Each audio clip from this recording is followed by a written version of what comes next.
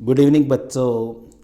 देखो बच्चों, आज की अपनी जो क्लास है इस क्लास में अपने चर्चा करेंगे बोर्ड एग्ज़ाम 2025 के लिए अपने पॉलिटिकल साइंस की जो सेकंड बुक है, मतलब स्वतंत्र भारत में राजनीति, उस बुक की अपने चर्चा कर रहे हैं। इस बुक का अपने जो फर्स्ट चैप्टर है जिसका नाम है राष्ट्र निर्माण की चुनौतियाँ, इस चैप्टर के भैया अपने इस बार बोर्ड परीक्षा की दृष्टि से कौन कौन से क्वेश्चन महत्वपूर्ण है उन क्वेश्चनों की चर्चा यहाँ पर करेंगे।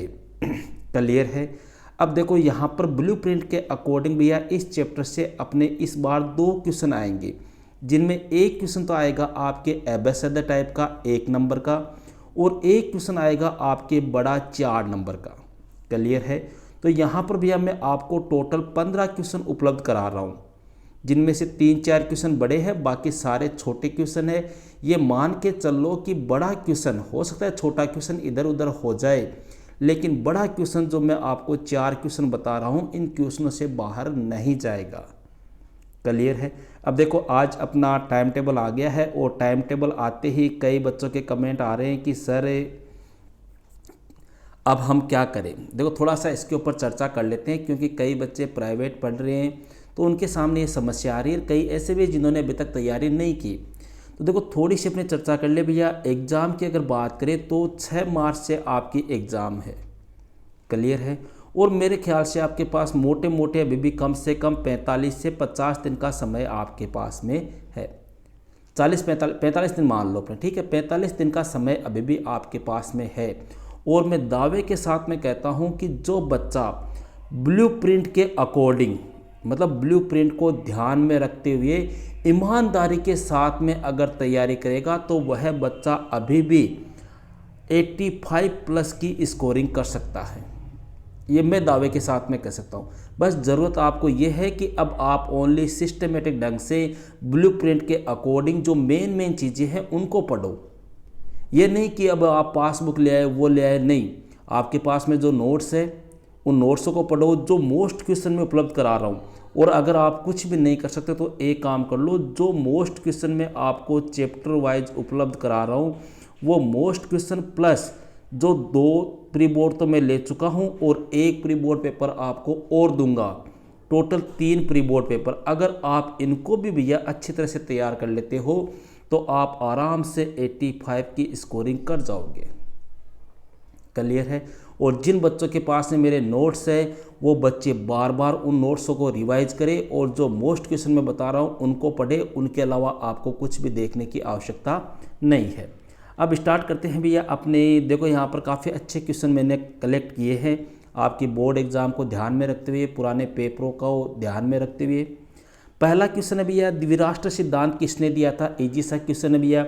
एक पार्टी थी जिसका नाम था मुस्लिम लीग, इस पार्टी ने दिया था भैया। और ध्यान रखना इस पार्टी की स्थापना कब हुई थी, 1906 में बांग्लादेश की राजधानी ढाका में। ठीक है। सेकंड क्वेश्चन है भैया, ट्रिस्ट विद डेस्टिनी नाम से भाषण किसने दिया है। यह भैया अपने पंडित जवाहरलाल नेहरू ने दिया था। ट्रिस्ट विद डेस्टिनी बोल दो या भाग्य वधु से चिर प्रतिष्ठित भेंट। ठीक है। तीसरा क्वेश्चन है भैया, स्वतंत्रता के बाद भारत के समक्ष सबसे प्रमुख और तात्कालिक चुनौती कौन सी थी। देखो वैसे तो 3 चुनौतियां थी, लेकिन सबसे प्रमुख और तात्कालिक जो चुनौती थी वो थी लोगों को एकता के सूत्र में बांधने की चुनौती।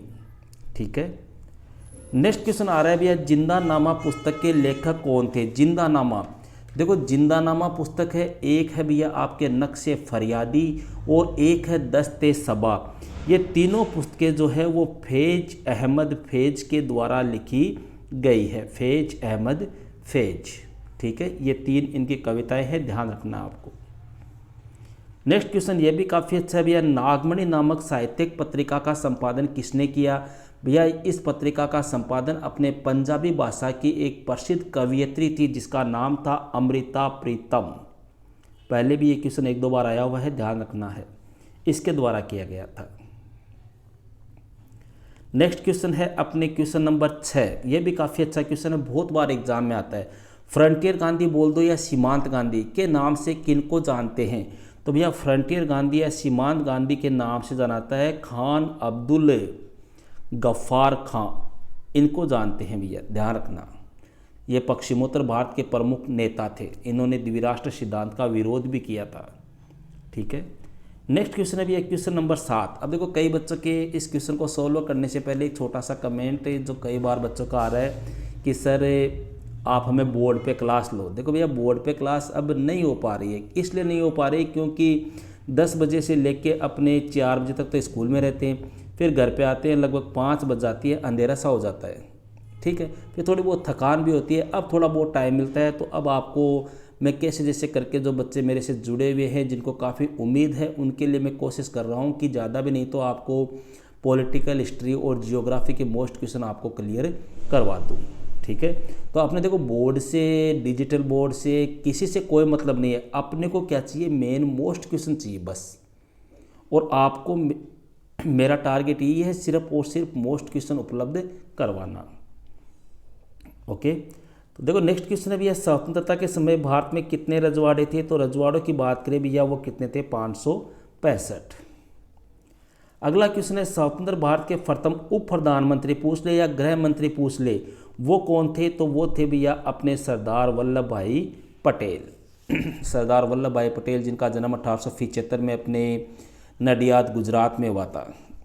ठीक है, नेक्स्ट आ रहा है भैया हैदराबाद रियासत का भारत में विलय कब हुआ था। विलय कब हुआ था भैया, तो विलय की बात कर ले तो वो हुआ था अपने 1948 में। अगला क्वेश्चन है भाषा के आधार पर गठित भारत का पहला राज्य कौन सा है। भाषा के आधार पर बनने वाला पहला राज्य था भैया आंध्र प्रदेश। ठीक है, पोटी श्रीरामुलु इन्होंने वहाँ पर एक प्रकार से अनिश्चित समय के लिए भूख हड़ताल की थी। हालांकि ये सब कुछ आपको मेरा पढ़ाया हुआ है, लिखाया हुआ है, कोई दिक्कत नहीं होनी चाहिए।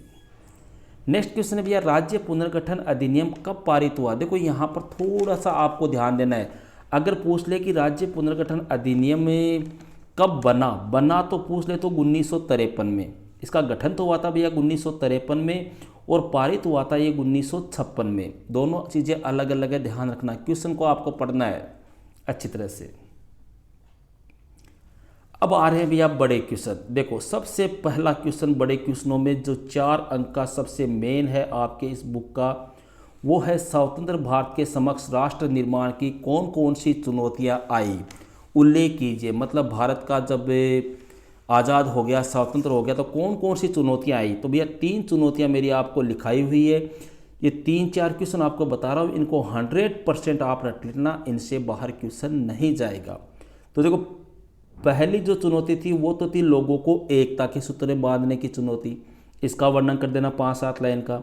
फिर दूसरी चुनौती आ गई भैया अपने लोकतंत्र स्थापित करने की चुनौती या लोकतंत्र कायम करने की चुनौती।